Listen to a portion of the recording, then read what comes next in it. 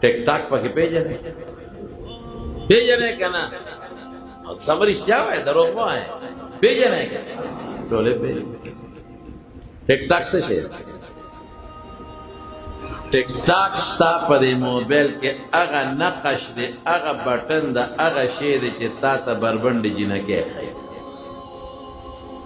او تا ته د هلک او د جینۍ ګډا او تا ته نیمه بربنډه جینۍ ښیي او د دغې ټیک ټاک په ذریعه ته د غوږ ګناه کې مبتلی، د سترګو ګناه کې مبتلی او د دغې ټیک ټاک د وجې یو مسلمانه جینۍ ګډېږي او پیسې ګډېږي. په دې الله خفه کېږي که نه خفه کېږي؟ هلکه خبرې به سوچه کوو که نه؟ الله خفه کېږي که نه خفه کېږي؟ نن ډېره ماشومان په ټیک ټاک لګېږي، په موبایل لګېږي. مونځ نه ورځي موبایل باندې کېږي، قرآن نه ورځي موبایل یې زده کړی. معلومېږي دا چې مونځ هم زده کولی شي، قرآن هم زده کولی شي، خو قرآن او خدای سره مینه نشته او موبایل سره مینه شته. دا ټول غلطي ده. موږ ته د مشرانو د خفه کېږي. هلکه زما خبرې ګوره اصلاحي وي چې زما په خبرو خفه نه شي. زما خبرې د اصلاح دا غټې موبایل یې د بچو له چا اخېستې؟ وایه که دا پلار اخېستې.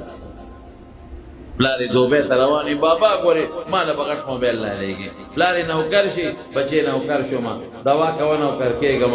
بابا ګورې په لومبۍ تنخوا کې ما له به ټچ موبایل اخله. لور وایي ما له به موبایل اخلی بچې به ویډیو کال باندې هلک او جینۍ نور کله به د خولې خبرې هلک او جینۍ یو بل سره کولې، د خولې خبرې.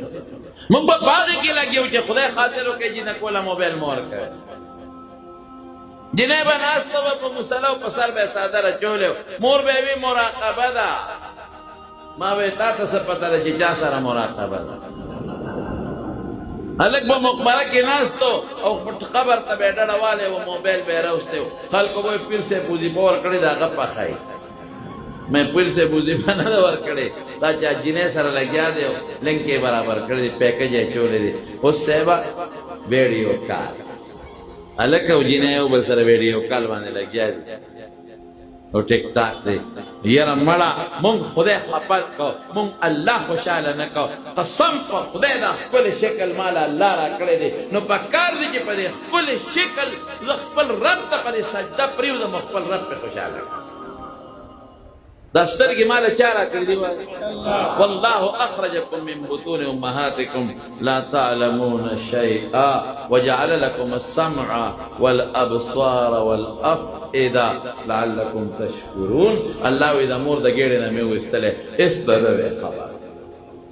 نو ما سترګې درکړې، غوږونه مې درکړ، زړه چې زما شکر پیدا کړې. او شکر عبادت دی چې زما عبادت کوي.